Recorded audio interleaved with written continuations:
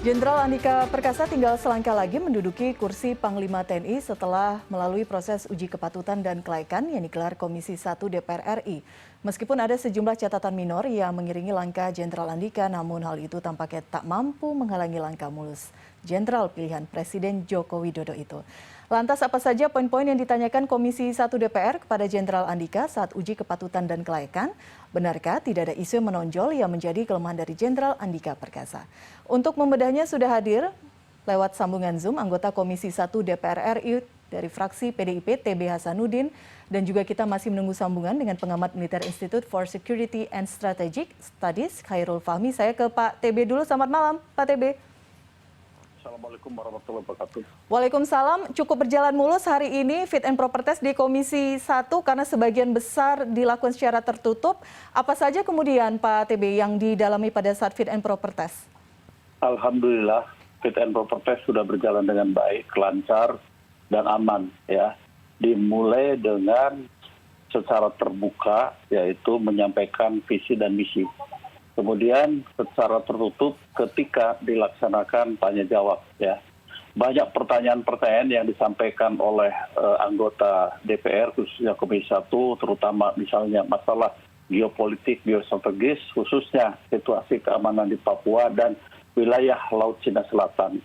Juga misalnya tentang penguatan atau pembangunan alutsista, masalah kesejahteraan prajurit, kemudian bagaimana hubungan TNI dengan lembaga-lembaga lain, terutama dengan Polri. Kemudian soal minimum essential force, soal peningkatan disiplin, dan lain sebagainya. Ya, kemudian dilaksanakan tanya jawab, dan alhamdulillah berjalan dengan lancar, kemudian diputuskan ya secara aklamasi ya untuk Jenderal Andika disetujui menjadi Panglima Tentara Nasional Indonesia. Itu kira-kira yang kami laporkan. Oke, untuk fraksi PDIP sendiri cukup concern, ada isu tertentukah yang kemudian didalami Pak TB? Hampir semua, baik PDI Perjuangan maupun fraksi-fraksi yang lain, saya kira tidak ada hal yang khusus ya. Tetapi penekanan-penekanan untuk ketika beliau nanti menjadi Panglima TNI, apa saja yang diminta, seperti yang saya sampaikan di atas. Banyak kemudian mengatakan bahwa jalan calon Panglima kali ini terbilang cukup mulus, begitu Komisi 1 juga tampaknya dengan cepat satu suara menerima usulan dari Presiden Jokowi. Benarkah demikian Pak TB?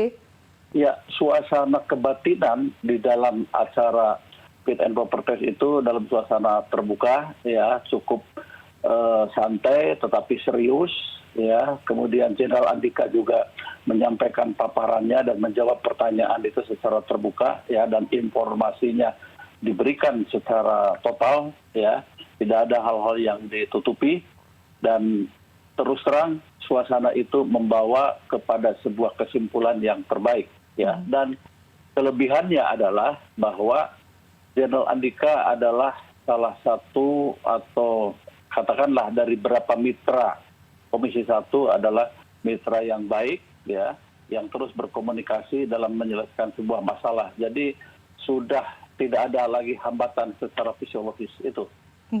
Baik, ketika cukup mulus di internal Komisi 1, tapi kemudian kita mencoba untuk menjawab suara di luar, banyak catatan mengenai dugaan keterlibatan Jenderal Andika, ada isu HAM di Papua, kemudian juga yang cukup mencuat, polemik harta tanah ataupun harta hibah begitu ya milik Jenderal Andika. Apakah ini menjadi salah satu concern dari Komisi 1? Sempat didalami? Pada saat fit and proper test tidak ada satu fraksi pun yang menanyakan itu. Ya, pertama soal pelanggaran HAM. Kami di Komisi 1 selama beliau menjadi Kepala Staf Angkatan Darat tidak pernah dari ya Komisi Hak Asasi Manusia itu melaporkan tentang rekam jejak dari Pak Andika. Jadi baru-baru saja setelah fit and proper test kami mendapatkan informasi ada pembicaraan masalah ini. Tetapi tentu ya kami belum mendapatkan informasi resmi. Sehingga sampai saat ini tidak ada yang menanyakan ya. Itu yang pertama. Soal harta kekayaan, ya harta kekayaan Pak Andika itu sudah dilaporkan ke KPK. Jadi itu ranahnya di KPK, bukan ranah di kami. Terima kasih. Oke, berbicara mengenai tadi yang Pak TB sampaikan, informasi mengenai dugaan keterlibatan Pak Andika dalam isu HAM di Papua.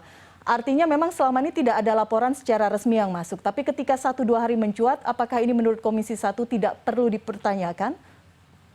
Saya kira begini ya, ini ada hubungannya dengan pengangkatan Pak Jenderal Andika ya.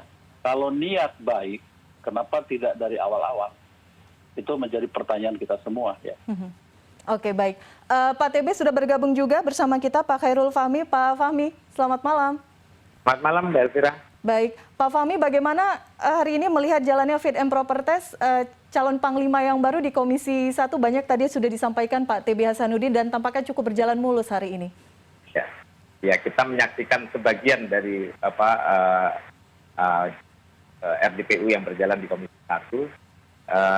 Kita melihat ya ada optimisme ya dari yang dipaparkan oleh Pak Andika di dalam rapat dengar pendapat umum tadi, visi misi beliau saya kira sangat realistis dan masuk akal untuk bisa dijalankan dan ada capaian yang berarti dalam 1 tahun ke depan. Oke, kita bedah satu persatu. Pertama berbicara mengenai visi. TNI adalah kita, menurut Anda ini memang cukup realistis dan ini memang harus dikejar dalam tenggat waktu yang cukup singkat ini.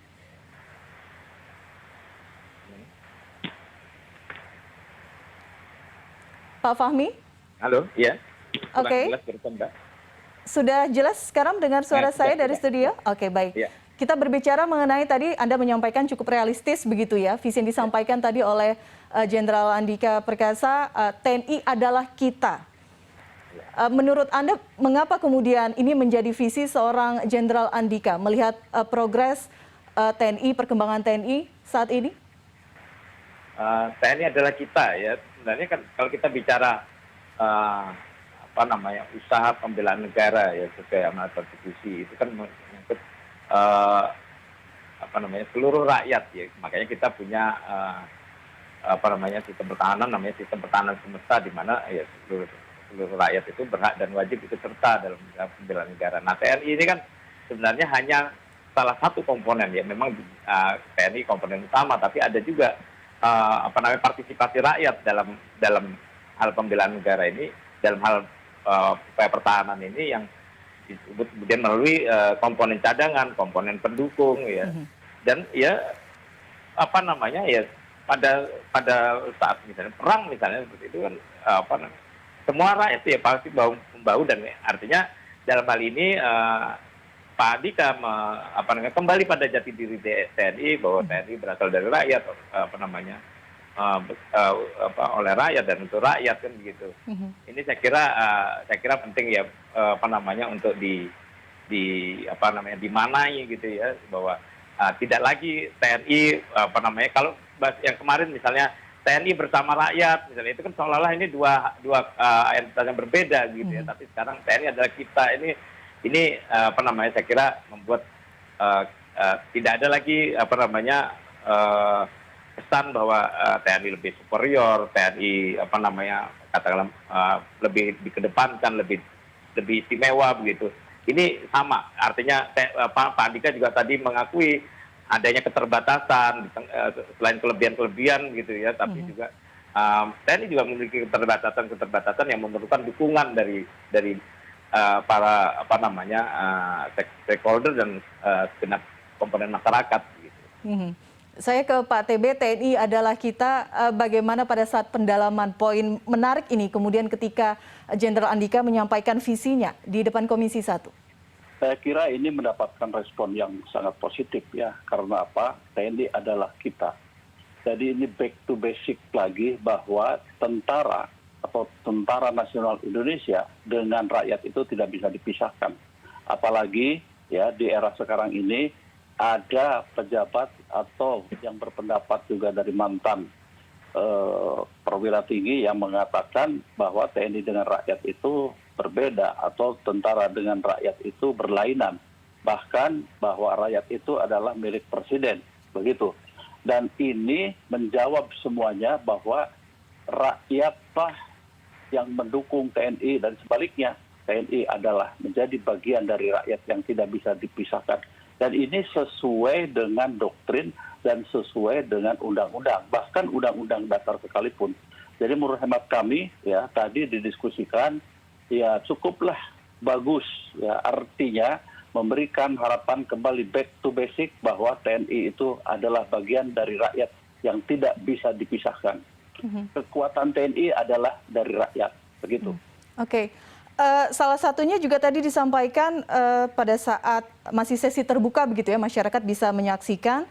Pak Andika menyatakan salah satu prioritasnya adalah tidak ingin tugas TNI berlebihan dan menggarap tugas lembaga lain itu yang menjadi prioritas utama saya, yaitu mengembalikan tugas-tugas yang kami lakukan sesuai peraturan perundangan. Jangan berlebihan. Maksudnya seperti apa? Pada saat pendalaman ditanyakan tidak? Apa kemudian tugas-tugas yang disebutkan ini? Yang berlebihan seperti apa? Mengambil tugas lembaga lain seperti apa? Ya, saya memahami, ya kebetulan saya sudah 12 tahun menjadi anggota Komisi 1 ya di DPR ini. Jadi kalau kami lihat ya itikat dari Pak Andika tentang misi yang pertama dari 8 misi itu adalah penguatan pelaksanaan tugas Tentara Nasional Indonesia berdasarkan aturan perundang-undangan. Jadi setiap langkah dan gerak itu TNI memang harus dan wajib mengikuti aturan perundang-undangan. Ya, ini nanti dalam bentuk misalnya pemutakhiran aturan, kemudian juga meminta kepada seluruh prajurit TNI tentang perlunya kesadaran hukum dan taat kepada hukum. Itu yang ditekankan oleh Jenderal Andika. Dalam pelaksanaannya memang harus kita akui ya, saat-saat sekarang ini dalam 2-3 tahun terakhir ini memang ada kegiatan-kegiatan yang harus saya akui kurang berdasarkan aturan perundang-undangan. Misalnya saja, tidak bisa TNI itu digerakkan hanya berdasarkan MOU antara Panglima TNI dengan kementerian atau lembaga. Tetapi harus ada dasar-dasar hukum yang mendukungnya, yaitu aturan perundang-undangan, apakah itu Undang-Undang Pertahanan atau Undang-Undang tentang TNI nomor 34 tahun 2004. Artinya, Jenderal Andika akan mengembalikan ini secara strict, ya, harus sesuai dengan aturan perundang-undangan yang ada di Indonesia. Itu yang ditekankan tadi. Oke, jika kemudian saya tidak akan mengambil sektor kementerian atau lembaga lain, maksudnya apa? Ini kan hal yang berbeda yang disampaikan Pak TB Hasanuddin tadi ya Pak ya. Ketika itu tadi kan. Contohnya begini, ya, contohnya yang kalau bisa saya sebutkan, satuan-satuan TNI misalnya diperintahkan untuk mengecek harga sembako di pasar, ya. Itu sebetulnya sudah kurang relevan lagi kalau menurut hemat saya. Ya, lebih baik dipakai untuk berlatih, untuk kesiagaan dan lain sebagainya. Kemudian misalnya perbantuan kepada polisi, ya kita harus ada undang-undang perbantuan yang mengacu kepada operasi militer selain perang. Harus ada peraturan presidennya. Jadi harus mengacu kepada hal itu. Tidak berdasarkan MOU semata. Jadi ini perlu penekanan seperti itu. Oke, kita tahu saat ini pandemi, Pak TB, bagaimana TNI terlibat dalam proses prokes dan juga proses vaksinasi. Menurut Anda, apakah ini juga sudah keluar jalurnya? Kalau itu ada dalam operasi militer selain perang. Ada 14 item, di dalamnya adalah bantuan kepada pemerintah daerah. Itu saya kira ada dasarnya, dasar hukumnya. Jadi kalau soal misalnya sampai vaksinasi, kemudian ikut dalam kegiatan prokes dan lain sebagainya, itu menjadi bagian, apalagi yang namanya corona sudah masuk di dalam katakanlah pandemi, ya, kemudian juga bencana, ya, yang ditimbulkan, dan kemudian TNI turun ke sana untuk membantu rakyat dan membantu masyarakat atau membantu pemerintah daerah. Jadi menurut hemat saya itu sudah ada ketentuan-ketentuan yang berlaku dan dilindungi dengan aturan perundang-undangan. Baik, saya ke Pak Fahmi. Pak Fahmi, bagaimana melihat ini bahwa memang tadi ada statement dari Jenderal Andika ingin mengembalikan begitu ya tugas-tugas dari TNI on the track sesuai dengan peraturan perundangan yang berlaku? Iya, ya saya kira itu sudah tepat ya. Artinya kita selama ini kan melihat ada sejumlah aktivitas yang dilakukan oleh TNI, artinya pelibatan TNI yang ya kurang relevan lah dengan tugas dan fungsi TNI sendiri, ya, bagaimana diatur oleh Undang-Undang Pertahanan maupun Undang-Undang TNI, sehingga memang ini menjadi harapan banyak pihak agar TNI kembali ya concern pada tugas pokok dan fungsinya, dan bukan berarti TNI kemudian tidak bisa dilibatkan dalam hal-hal yang di luar tugas pokok dan fungsinya, tapi tentu saja itu nanti perlu diatur melalui mekanisme peraturan perundang-undangan ya terkait dengan relevansinya. Kemudian juga harus dijaga pelibatan TNI itu adalah terutama dalam konteks kedaruratan, ya. Termasuk misalnya dalam penanganan pandemi ini bukan juga semua hal harus melibatkan TNI ya dalam penanganan pandemi, tapi tetap dalam konteks kedaruratan itu, sehingga pelibatan TNI itu kemudian tidak sampai kemudian justru menjadi kontraproduktif atau kemudian bahkan menggerus kepercayaan publik terhadap kemampuan aparatur kementerian maupun lembaga-lembaga lain yang sebenarnya memiliki tugas pokok. Oke, baik. Masih banyak catatan yang akan kita bahas nanti masih terkait fit and proper test Jenderal Andika Perkasa yang hari ini berlangsung di Komisi 1. Kami jeda dulu, CNN Indonesia Newscast segera kembali.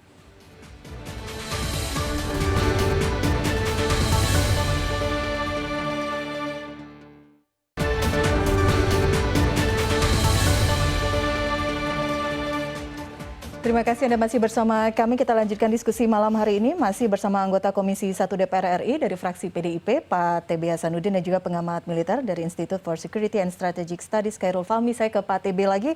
Kita tahu nanti setelah dilantik, Jenderal Andika hanya akan memiliki masa tugas sekitar 1 tahun begitu ya Pak TB. Mengingat durasi yang relatif cukup singkat ini, menurut Anda kira-kira sektor apa yang kemudian harus diutamakan? Ya.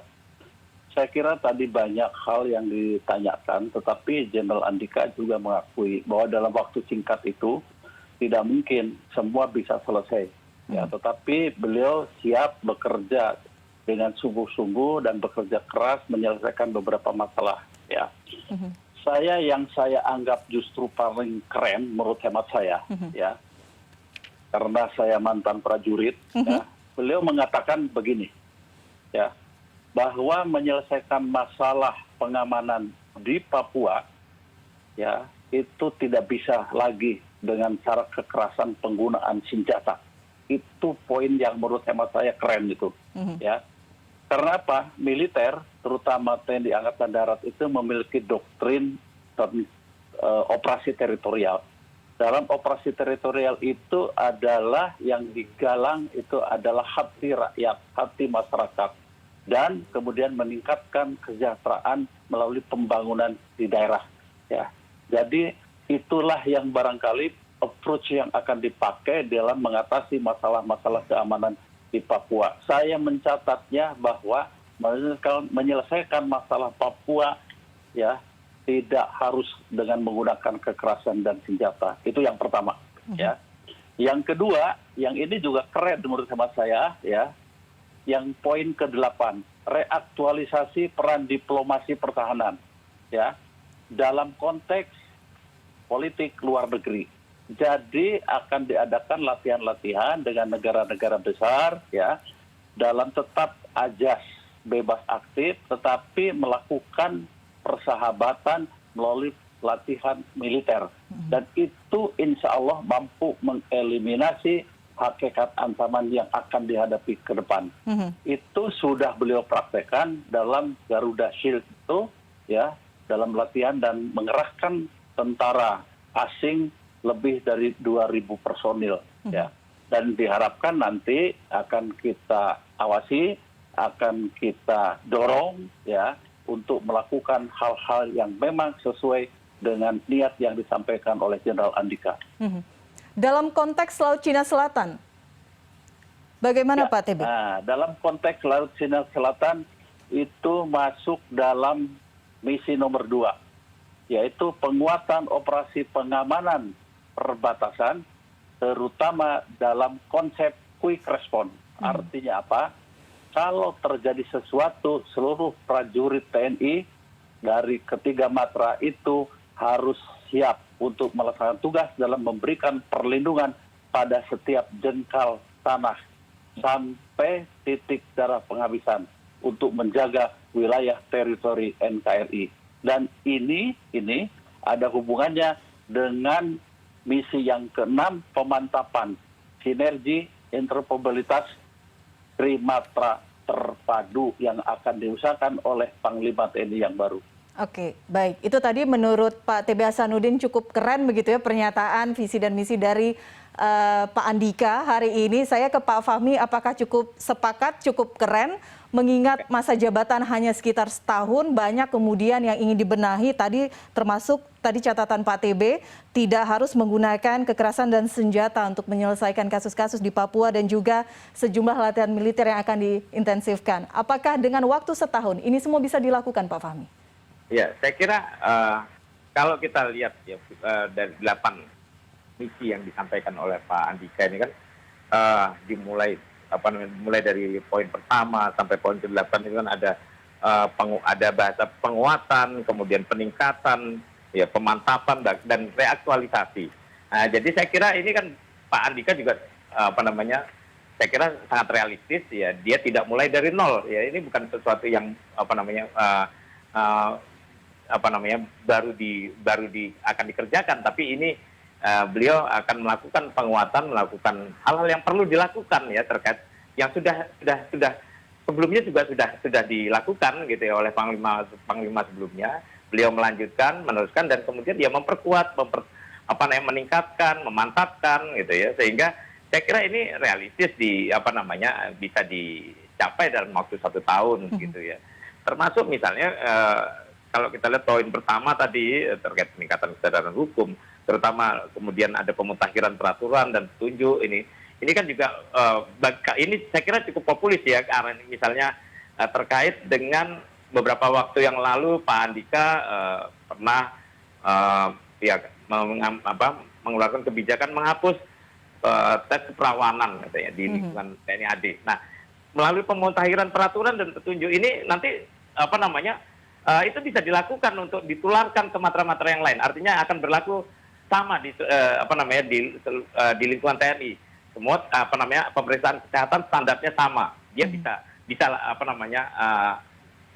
bawa yang sebelumnya sudah dilakukan di TNI AD dibawa ke lingkungan TNI secara keseluruhan, sehingga tidak ada yang hanya berlaku di TNI AD, tidak ada yang hanya berlaku di TNI AL maupun TNI AU. Saya kira ini akan sangat bagus saya kira ya. Kemudian terkait interoperabilitas ini juga ini kan sangat penting ya. Kita sudah punya bangunan yang namanya Kogab Wilhan ya sekian tahun tapi belum optimal, dan ini kesempatan yang baik untuk melakukan optimalisasi, apalagi kita tahu ada dinamika di lingkungan strategis kita yang kemudian ya perlu interoperabilitas ini segera dioptimalkan untuk juga memastikan kesetaraan kekuatan, terus proporsionalitas gitu ya, dari 3 matra di wilayah-wilayah menjadi konsentrasi kekuatan TNI gitu ya, sehingga ke depan tidak ada ya misalnya ancaman di Natuna, di perairan gitu ya, cuman kemudian hanya ditugaskan pada TNI AL karena yang lain tidak cukup memadai kemampuannya, kekuatannya begitu. Nah, dengan peningkatan interoperabilitas ini saya kira tantangan-tantangan di masa depan bisa dihadapi bersama seluruh komponen TNI dari ketiga matra ini. Baik. Banyak tantangan di masa mendatang, termasuk tahun depan kita akan segera memasuki tahun politik 2023-2024. Saya ke Pak TB. Pak TB, apakah kemudian ada komitmen dari calon Panglima mengenai hal ini? Karena banyak kekhawatiran jelang tahun politik, ada cawe-cawe, dugaan keterlibatan politik praktis. Ini apalagi di level akar rumput. Bagaimana kemudian menjaga ini? Saya kira tadi kita sama-sama ya komitmen bahwa TNI harus mengikuti aturan perundang-undangan. Di dalam salah satu pasal bahwa TNI adalah tentara nasional yang tidak berbisnis ya dan tidak ikut berpolitik praktis. Itu semua sepakat dan Jenderal Andika pun sepakat akan dipegang teguh itu. Sehingga ya apapun yang terjadi, apalagi tahun 2022 tahun depan itu baru tahap persiapan. Tetapi insya Allah TNI akan memegang teguh itu dan kami akan awasi. Dan kembali lagi ya seperti disampaikan oleh Panglima TNI adalah kita, maka maju mundurnya TNI itu juga tergantung kepada kita semua rakyat Indonesia.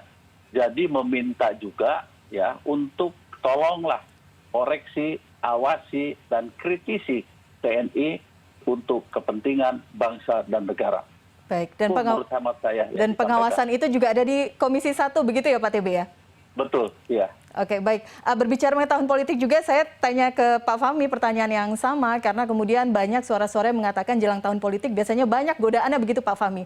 Bagaimana memastikan bahwa memang TNI fokus di jalurnya dan tidak terlibat dalam politik praktis?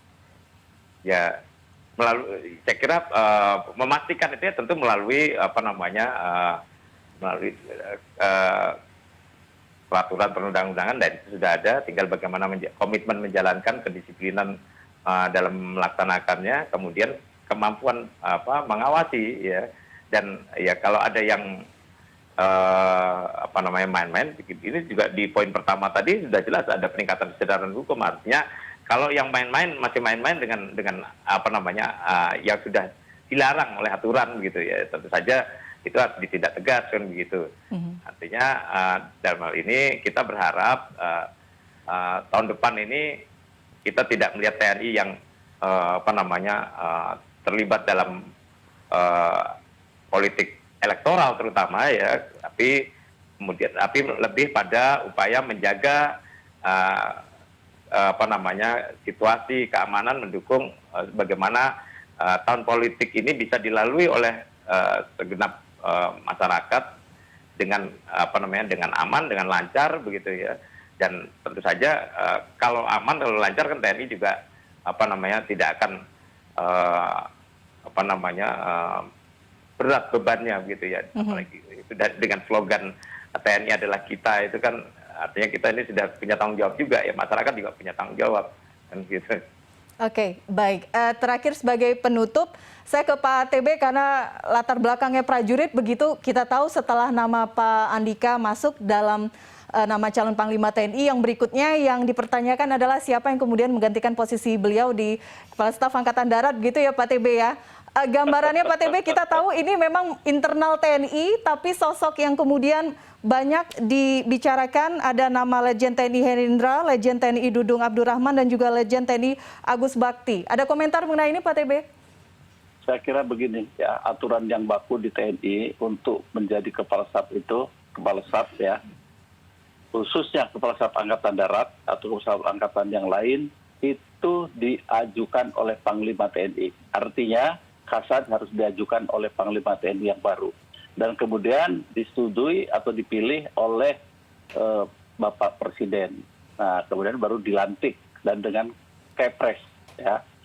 Nah, di TNI Angkatan Darat sekarang ini ada 7 atau 8 Letnan Jenderal. Jadi tidak bisa dari Mayor Jenderal langsung ke Jenderal penuh. Ya, harus melalui Letjen dulu. Ya, semua memenuhi persyaratan. Ya, tetapi ada beberapa tradisi. Nah, tradisinya itu yang pertama senioritas, tetapi juga di samping senioritas angkatan, ya, jadi umurnya tidak terlalu mepet, ya. Dan yang penting juga, ya nanti kembali lagi keputusan itu ada di Bapak Presiden sebagai pemegang hak prerogatif. Itu yang ingin saya sampaikan. Baik, Pak Fahmi ingin komentar mengenai ini, siapa nama yang kemudian dijagokan? Itu udah artinya memang ada belasan bintang 3, tapi sebagian besar memang sudah mendekati masa pensiun, sehingga ya saya kira makin dikit lah. Kalau tadi sudah disebutkan ada nama Pak Herindra, ada nama Pak Dudung Abdurrahman, ada Pak Bakti Habib Fajari gitu kan. Saya kira masih ada satu nama lagi, Kasum TNI, Pak Eko Margiono juga perlu disebut, karena kalau dari segi usia beliau bintang 3 dan masa aktifnya masih cukup panjang sampai 2025, sehingga saya kira nama-nama ini layak, mereka punya kapabilitas jelas gitu ya, bintang 3. Kemudian mereka juga punya kekayaan pengalaman jabatan, pernah di satuan tempur, pernah di satuan teritorial, di lingkungan lembaga pendidikan, bahkan di lingkungan intelijen. Maka saya kira nggak akan sulit ya memilih siapa kepala staf Angkatan Darat berikutnya. Ya, cuman kita berharap pemilihan penunjukan atau pengisian jabatan kepala staf Angkatan Darat ini nanti ya tidak segaduh atau tidak seberisik pada saat proses penunjukan Panglima TNI ya. Oke. Karena ini kan memang domainnya sudah domain di luar politik, ini di luar DPR. Jadi ini ada dari Panglima TNI mengusulkan beberapa nama ke presiden, dan presiden yang akan memilih siapa yang menurut beliau paling layak dan sesuai dengan prioritasnya. Oke, baik Pak Fahmi, terima kasih. Pak T.B. Hasanuddin, terima kasih diskusi malam hari ini. Kita tunggu nanti hari Senin ya Pak, paripurna ya Pak ya? Betul, Oke. jam 10 ya. Jam 10 kemudian langsung akan pengesahan begitu ya. Sebelum nanti akan dilantik juga oleh Presiden Joko Widodo. Terima kasih Bapak-Bapak diskusi malam hari ini. Selamat malam, salam sehat selalu. Selamat malam, salam hormat untuk Pak Fahmi. Siap Pak TV, sampai ketemu lagi. Densus 88 kembali menangkap 4 orang yang diduga terlibat terorisme. CNN Indonesia Newscast segera kembali.